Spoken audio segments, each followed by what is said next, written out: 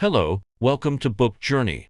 Today, I'm going to interpret for you the novel Trust by Hernan Diaz, the winner of the 2023 Pulitzer Prize for fiction. It's worth noting that the Pulitzer Prize is not a summative honor for this novel, but rather the beginning of its path to success.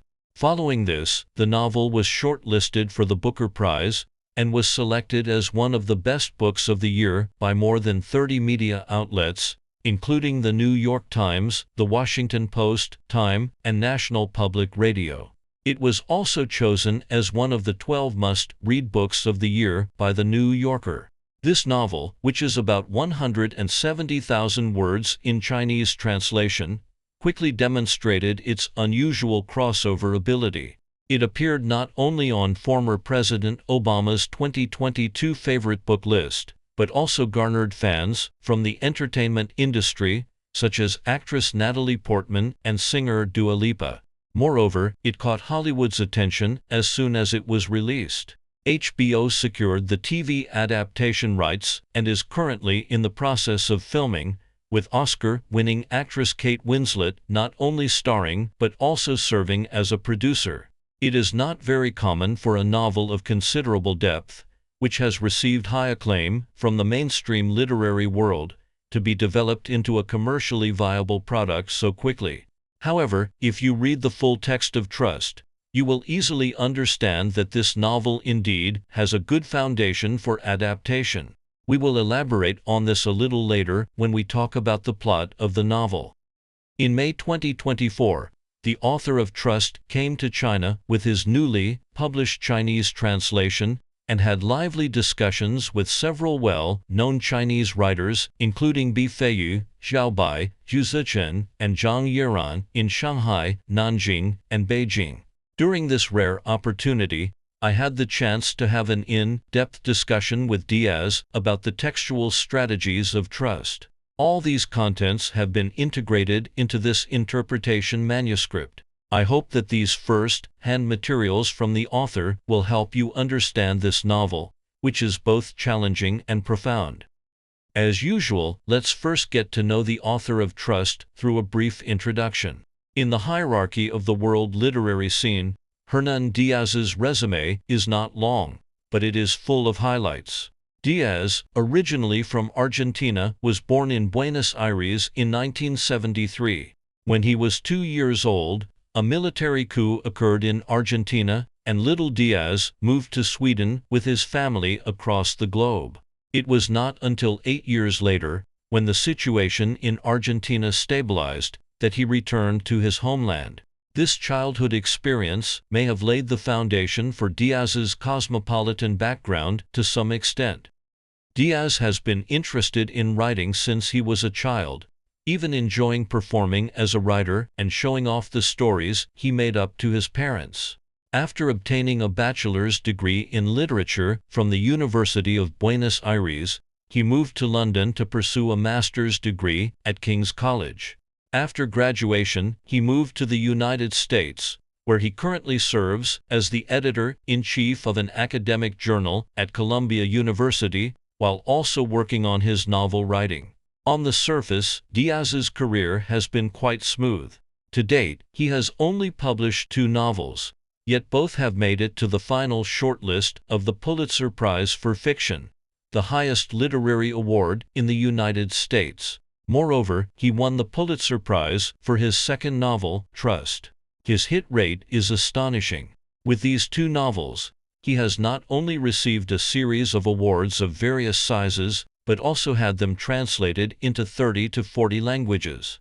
The American Academy of Arts and Letters even directly awarded him the John Updike Prize, which is usually given to writers who have made a sustained and distinguished contribution to American letters.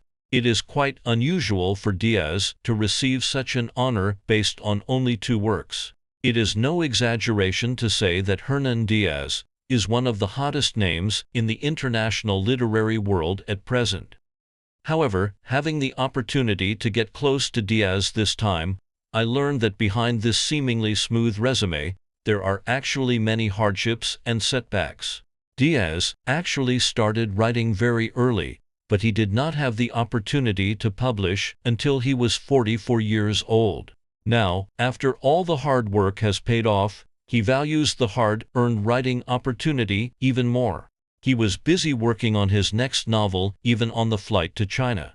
By the way, based on my observation, Diaz is definitely not the kind of writer who is reclusive and eccentric. He is cheerful, has a strong sense of humor, and describes his usual writing state as a bald man who gets up at 4:30 and sits in front of the desk. Diaz loves to travel and is particularly fond of making friends of all kinds. He is curious about everything in the world, such as his interest in Chinese cuisine. Along the way, Diaz tasted from the salted ducks in Nanjing to the roast ducks in Beijing, and he happily told me that the ducks in Beijing won. When he walked into an old Beijing hot pot restaurant and saw the copper pot filled with colorful dishes, he asked me, "Doesn't this look like a boiling garden?" I think his curious personality is very consistent with the huge amount of information in his novels. Before we delve into the story of trust, it will be very helpful to understand the novel's temporal and spatial context and its unique structure. The plot of the novel actually spans a considerable length of time and can be said to cover a brief history of American economic development to some extent. However, the main part and the central event are still focused on the New York financial world around 1929. The main character is a mysterious capitalist, and the biggest suspense running through the entire novel is his incredible wealth, accumulation process, and the true identity of the wife hiding behind him. However, this novel is not told in the familiar linear narrative method with an omniscient point of view. Instead, it is composed of 4 different literary styles: a third-person narrative adventure novel, an incomplete autobiography, a complete memoir, and a fragmented diary. Through these 4 styles, we see the same central event being told 4 times, but the information contained in each telling is often contradictory. After reading the whole book, the author's question is thrown to the reader: which part of the narrative is more worthy of trust? Is the truth even attainable? When reading the entire novel Trust, we may need to maintain a reasonable doubt about each telling to get closer to the author's textual intention. Let's first enter the first literary style, a novel published in the 1930s called Bonds, written by an author named Harold Vanner. Vanner's narration is concise and clear but dense, with almost no dialogue, thus lacking a sense of presence. However, the tone is very mature, and each sentence seems to have room for mental expansion. The novel begins with the family history of the male protagonist, the financial tycoon Benjamin Lasker. Benjamin's father, Solomon, started his career by selling tobacco in the North American colonies. He was not only a supplier of fine cigars, small cigars, and mixed pipe tobacco, but also a supplier of eloquent conversation and political connections. Relying on his social skills and the friendships he cultivated in the smoking room, he climbed to the top of his career and established himself there. However, his son Benjamin had little interest in his father's tobacco business. He preferred to be a loner and had witnessed the so-called economic panic of 1893 in his youth. But Benjamin was not panicked by this. Instead, he learned to read stock market trends proficiently and to find hidden causal relationships in seemingly unrelated trends. In his view, money itself has life and does not need to rely on the existence of tangible goods to reflect value. He became fascinated with observing how money reverses itself and how it achieves the twisted effect of forcibly consuming itself. His personality matched perfectly with the isolated and self-sufficient nature of the speculative business. He believed that speculation itself was the source of miracles. During Benjamin's accumulation of the initial wealth for his financial empire, the most important battle took place after the 1907 copper market monopoly conspiracy. This event actually existed in American history. The president of the Knickerbocker Trust Company, Charles Barney, was involved in this monopoly conspiracy. After his failure, a copper mine, 2 brokerage firms, and a bank went bankrupt. Charles committed suicide with a gunshot a month later. The event triggered a widespread bank run in the market, but it also provided an excellent opportunity for the fictional character in our novel, the financial speculator Benjamin. He had previously studied which companies affected by the blow had enough resilience to eventually survive and acquired their assets at ridiculously low prices. His assessment was even more advanced than that of the large American financial services firm J.P. Morgan. After the crisis, Benjamin not only effectively expanded his assets, but also became a prominent figure in the financial world. At this point, like a well-oiled precision instrument, Benjamin had thought of the next appropriate step at the right time. Out of a vague sense of family genealogical responsibility, he began to consider getting married. Benjamin's bride-to-be, Helen Brevoort, was much younger than him. The novel also devotes a considerable amount of space to her background and family. The Brevoort family originated from an ancient European family that truly existed. When they moved to the United States, they had already fallen into decline and were in a situation of maintaining dignity but being financially embarrassed. Helen showed outstanding talents in mathematics, literature, and music from a young age. But she also suffered from insomnia from the age of 9.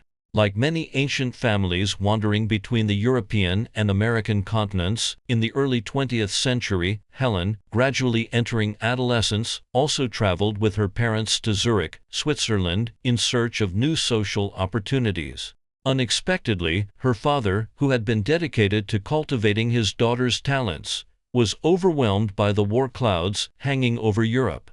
After several episodes of mental derangement, he was sent to a sanatorium by his wife and spent the rest of his life there. To escape the war, Helen returned to the United States with her mother. By this time, the Brevoort family's predicament had reached a point where they had to find a way out. Helen was well aware that her mother's frequent introduction of her into society was with a clear purpose. Helen believed that she owed her mother a good marriage, which was the only chance for them to no longer rely on others and eventually settle down. The appearance of Benjamin Lasker was timely. In this marriage, Benjamin valued the noble title of the bride's family, which had faded but still had a residual halo, as well as Helen's extraordinary intelligence. While fulfilling her mother's mission, Helen also harbored a vague and blind optimism. She firmly believed that she would successfully influence her husband and gain the independence she had longed for. Thus, in this novel called Bonds, the bond between Benjamin and Helen was initially established. In the following narration, we can fully feel the author Wehner's cautiousness and cunning in writing. His steady and impartial storytelling seems to always hint at something to the reader, but upon closer inspection, you can't grasp any truly reliable evidence. At least on the surface, the bond between them seemed solid. Although New York in the 1920s was a cacophony of voices, the Laskers were the most dazzling couple in the social circle. The couple appeared to treat each other with mutual respect. Although Benjamin was dull-witted, he was quite generous with Helen financially, supporting her spending on her favorite charitable and cultural sponsorship endeavors. The subtle issue we can infer from the text is that Helen seemed to be drifting further and further away from the independence she desired, and Benjamin's initial hope of having an heir also remained unfulfilled. Regardless, the air in New York at the time was filled with optimism, as the U.S. economy was experiencing unprecedented growth. Since 1922, the valuation of securities had been on a vertical upward trend. In September 1929, even economics professors optimistically declared that the Dow Jones Index seemed to have reached a permanent high. However, history has proven that no peak is permanent. In the last week of October, the index plummeted, fear spread, and the selling frenzy driven by pessimism was unstoppable. Those who had helped inflate the bubble did not feel responsible for its burst, and everyone seemed to be an innocent victim of a natural disaster. It seemed that only one person was immune to this disaster, and even made a huge profit from it, and that was Benjamin Lasker. The novel revealed that he had cautiously liquidated his positions and bought gold through subsidiaries in the summer of that year, selling a large number of stocks that would later be severely hit, and playing the precision of buying high and selling low to the extreme. His meticulousness in the trading process, from targeting the companies to be captured to the timing of the trades and the level of secrecy, was chilling. However, the novel's author, Vanner, did not thoroughly analyze Benjamin's magical predictive ability and why he alone would not lose. Rumors about Benjamin spread rapidly based on such confusion. People said that from the beginning, this was something Benjamin had carefully designed. He manipulated the market, overturned Wall Street, first inducing people to go into debt, and then causing a crash through a frenzy of selling. Such accusations did not require any evidence. Although it is not rational to think that one person could bring down a country's entire economy, people needed a convenient scapegoat, and this eccentric, unbeatable hermit fit the bill perfectly. However, people did not expect that the one who would ultimately be fatally struck by the rumors was not Benjamin, but his wife, Helen. The artists in the literary and art circles, who had originally been sponsored by Helen, severed ties with her one after another, canceled the previously scheduled concerts and reading clubs, and even sent letters to berate her. The sensitive Helen constantly felt the hostility around her, her insomnia worsened, and her already somewhat depressive and fragile mental state deteriorated rapidly. Benjamin gradually lost patience and sent her to a sanatorium in Switzerland, the same place where Helen's father had suffered from mental illness and spent the rest of his life. The story progresses here, and Vanner's writing becomes increasingly thought-provoking, with a hint of irony in the plain text. The more he meticulously describes how Benjamin cared about Helen's condition and intervened in her treatment, the more the reader senses an uneasy atmosphere. The first attending physician, Fram, paid more attention to observing and listening to Helen's wishes, giving her more freedom, which made Benjamin very dissatisfied. Benjamin replaced Fram with a German doctor named Afters, who not only increased the dosage of medication, but also continuously suggested using more radical and even violent means. As for Benjamin's attitude, Vanner used such a faint but meaningful narration. Although Benjamin was heartbroken, he still had complete trust in Afters and approved the next treatment. The next treatment was the third injection in the so-called convulsive therapy. After Helen experienced extremely painful convulsions, she finally died. Vanner subtly pointed out that after Helen's death, Benjamin also encountered the first setback in his financial career. In 1933, he had planned to take advantage of the introduction of Roosevelt's new economic policy and use his substantial gold reserves around the world to short-sell the U.S. dollar on a large scale, but his judgment was completely wrong. The New Deal did not fail as he had anticipated, and the market responded positively. Compared to his financial losses, the blow to Benjamin's reputation was even more significant. The novel comes to an abrupt end here. Whether there is any logical connection between the complete collapse of Benjamin's myth and the rupture of the bond between Benjamin and Helen remains unknown. The second literary style is much shorter, titled My Life, and is signed by American financier Andrew Beville. We only need to turn a few pages to confirm the following 3 points. First, the plot is familiar. Andrew is clearly the prototype of the fictional character Benjamin, and Andrew's wife Mildred is, of course, the counterpart of Helen in the novel Bonds.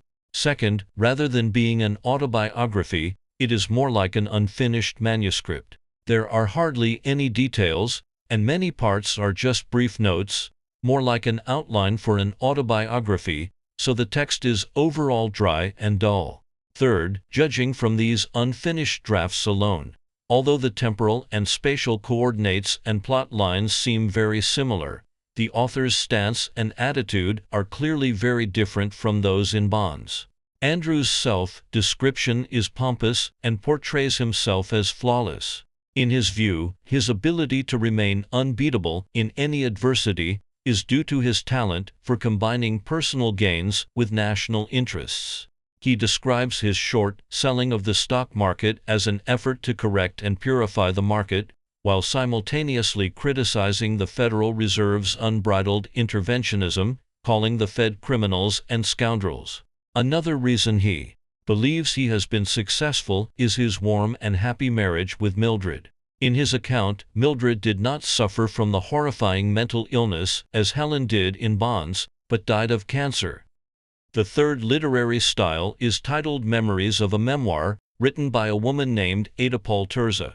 This part is the longest in the entire book, and its timeline and character relationships are also the most complex. To put it simply, the story begins around 1938. Ada, a 23-year-old Italian immigrant, came from a poor family. Her father was a typesetter in a printing factory and was usually enthusiastic about anarchism, with a lot of debts. To make a living, Ada had to secretly look for opportunities to work as a secretary all over the city without her father's knowledge. Her father despised financial capital and had a very controlling nature. During the interview at Andrew Beville's investment company, Ada first grasped the truth that would be repeatedly confirmed thereafter: the closer to the source of power, the quieter it is. Authority and money always shroud themselves in silence. When she met the boss Andrew, she felt she was looking at a face with a resigned expression. This face told Ada that hiring her was to ghostwrite his autobiography. The purpose of writing this autobiography was because both his and his deceased wife's reputations had been distorted and slandered by the novel called Bonds. To retaliate, Andrew used his power to deprive Vanner of the opportunity to continue publishing works. He also prevented libraries from collecting Bonds and bought up every copy of Bonds on the market to ensure that it would not enter the market. On the other hand, he recruited ghostwriters to record his words and deeds and write the autobiography according to Andrew's own wishes. He wanted to regain the valuable narrative power. Next, Ada tried to free herself from the control of her father and boyfriend in life, while starting to complete Andrew's task, and began interviews with him. Interestingly, the more independent Ada became in reality, the more skeptical she became of the parts Andrew narrated about Mildred. She found that although Mildred and herself were separated by life and death, they both had tyrannical and dysfunctional fathers, consumed by half-baked dogmas, and both tried to grow in narrow gaps, hoping to break through and expand our living space. While ghostwriting this ridiculous autobiography for Andrew, Ada was also quietly filling in the narrative gaps left by Andrew and Vanner, establishing a perceptual understanding of Mildred. Even once, Ada fabricated a detail of Mildred's life based on her own female experience and casually told it to Andrew unexpectedly. Not long after, when Andrew began to reminisce, he actually incorporated this detail into his memory and narrated it again. Fiction and reality gradually blended together in this way. 5 days later, news came that the legendary financier Andrew Beville had died of a sudden heart attack. Thus, Ada's ghost-writing work came to an abrupt end, leaving only a draft of half of the autobiography, that is, the second literary style we just mentioned, My Life. Subsequently, Ada grew from a secretary to a writer. It was not until half a century later that she returned to Andrew's former residence. By then, it had been transformed into a museum. Ada, in her 70s, found an uncatalogued diary in the museum, and the owner of the diary was none other than Mildred. Ada secretly took the diary out of the museum. Speaking of which, you should easily be able to guess that the fourth literary style of this novel is Mildred's diary. The diary is titled The Future. Judging from the content, it should be the last days before Mildred's death, all spent in a Swiss sanatorium. From Mildred's own account, her final experience was not as mysterious, extreme, and melodramatic as depicted by Vanner in the novel. Her mental state did not collapse, nor did she suffer from horrifying persecutory treatment. However, from her sensitive and lively writing, we can also discover many parts that were ignored or even deliberately covered up in Andrew's autobiography. Mildred's personality, talents, and the bond between her and Andrew were far more fascinating than the parts made public. According to Mildred's narration, Andrew initially gave her a small sum of money to play with stocks, and her performance surprised him. In Mildred's view, finance is both an intellectual exercise and a source of ambition as well as dark fuel. Her mathematical talent and amazing intuition were perfectly suited for this field. Thus, the two began to collaborate.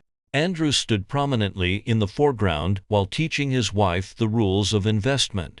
Meanwhile, Mildred designed mathematical models behind the scenes, provided decision-making basis, and showed him how to think beyond his limits.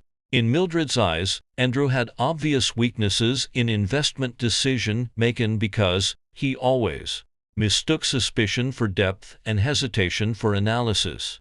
However, she had a very clear understanding of their alliance. She knew that without her help, Andrew would never be able to maintain the myths surrounding him, and she herself would never have been allowed to operate at such a high level without her husband. The first crisis of this alliance occurred in 1926. Mildred keenly observed that the stock exchange's machinery was overburdened, and the lagging quotation board could not keep up with her trading speed. Therefore, trading could take advantage of this delay effect to arbitrage and become the master of the future. She casually mentioned to Andrew that the entire financial system relied on 4 operators. As long as one of them was bribed to leak information before quoting, it would be possible to manipulate the market using the delay effect. A few weeks later, Andrew indeed put it into practice and made a fortune. However, seeing the consequences, Mildred felt uneasy and had a disagreement with Andrew, not speaking to each other for 2 whole years. In 1929, Mildred, with her equally keen predictive ability, saw the looming economic crisis.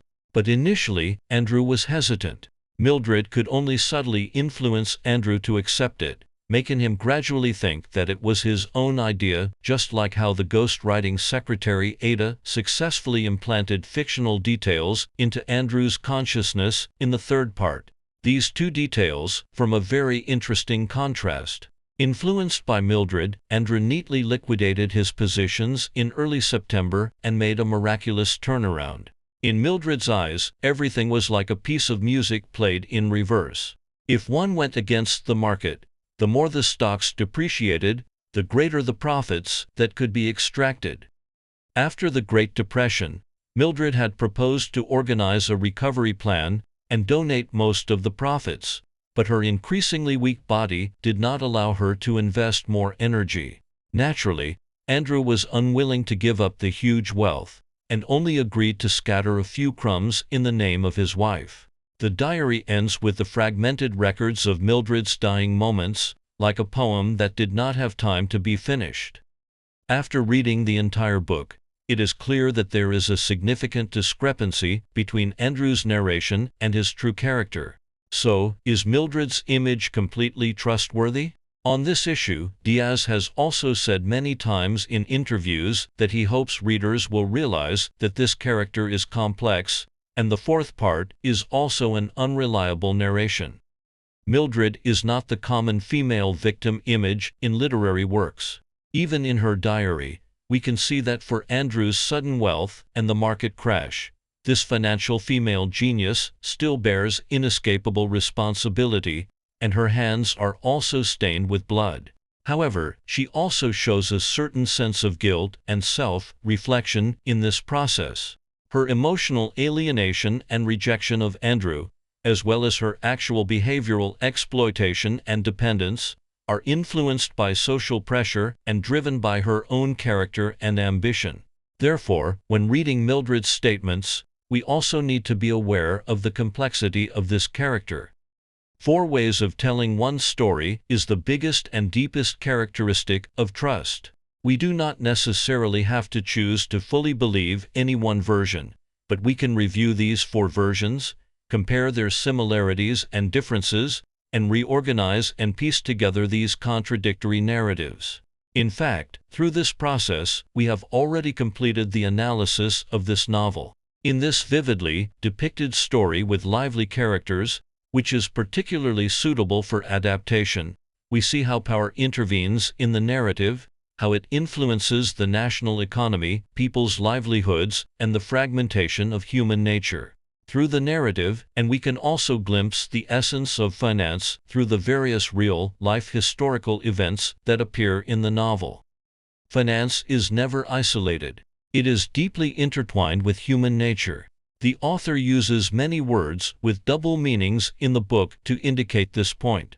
For example, the title of the book, Trust, is both a financial term for trust and a word for trust. The title of the first part, Bonds, is both a financial term for bonds and a word for bonds. The title of the last part, Futures, is both a financial term for futures and a word for the future. Alright, after going through the plot, let's talk about the creative method of this story, which is the question I was most interested in after reading this book. In the interview, I posed this question to Mr. Diaz. The core event of Trust is a legend. A financier who emerges unscathed, makes a fortune, and never makes a wrong step in an economic crisis. I'm curious to know if there is a prototype for such a person or a couple. Where did you learn about American economic history and those abstruse financial concepts? What kind of desk research did you do to write this novel? Diaz's answer was very comprehensive and well-rounded. I recorded it to bring a complete conclusion to our interpretation. Diaz said, "I don't know if there is such a saying in China, but in the United States, in the field of writing, there is a very big issue called referential anxiety, because writers are always worried that our works will bring different interpretations and associations to various readers. People are always very curious and always want to find a real prototype to parallel the characters we create in our novels. I feel very sad about this. I firmly defend the freedom of imagination.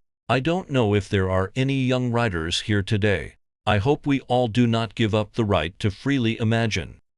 Many of my American friends, many novelists, often discuss whether we should do research for our novels. I personally really dislike the word research. It is a very cold word used by science students, meaning mechanical and repetitive actions. I think this behavior is very unartistic. In fact, there are many words in the literary world that can express similar meanings. The best word is reading.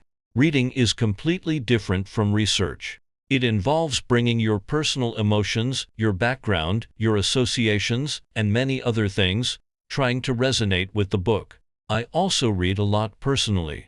To write this novel, I also did a lot of preparation and read a lot of materials, especially when writing the first and last chapters of the novel. So back to reading, back to the topic of imagination. I believe that the only valuable reading is the kind that allows me to expand my imagination. I don't like the phrase searched out books. I don't like seeing a page in a novel that is blatantly displaying the results of a search engine. That's not good. The so-called preparation, the so-called desk research, should happen after you have done a lot of research and preparation. But what you present in the novel should not let your readers see that it comes from a particular study or search result. Take the second chapter of our novel as an example. To write this chapter, I read the autobiographies of a series of great Americans, from Franklin to Hoover, and spent a year on it. Of course, I don't recommend everyone to read them all. It's really painful. I learned the styles and attitudes of these great men. I reconstructed all the essence of these people in my mind, and finally, the character of Andrew emerged. This person comes from my whole year of reading experience, from all the people I read about, but he is not any one of them. Of course, I still want to emphasize that the protagonist of this book is not the fictional financier, nor the prototype of the fictional financier, but his wife. This wife appears in different parts and should appear at least 3 times. She is my protagonist. For her portrayal, I mainly rely on 2 parts for association. The first is Woolf, this female writer whom I really like, and also some other great works featuring women. On the other hand, I work at Columbia University, so I give myself a letter of proof to go to our treasure library. My research in this part mainly involves looking at the publicly available materials of the private letters of the historically existing financial tycoons and their wives that I just mentioned. I gained inspiration through studying these letters. Alright, that concludes our introduction to this book. Let's review and summarize once again. If we were to label this novel with simple tags, it covers several topics that would interest Chinese readers as well: the code of wealth, financial magic, and the obscured power of women. Therefore, I am confident in saying that although we have roughly outlined the plots of the 4 stories, this writing style is destined for a novel that is not afraid of spoilers. The process of narrative collage and value judgment is left for each reader to complete on their own. As you follow the author's guidance through this narrative game, you can gain true insights and feelings from the novel's many details. You will have a new understanding of the nature of finance and the mysteries of human nature. From a literary perspective, I think the Pulitzer Prize for Fiction's citation is the most accurate: a gripping novel set in historical America, exploring family, wealth, and ambition through interrelated narratives in different literary styles, offering a complex examination of love and power in a country where capitalism reigns supreme.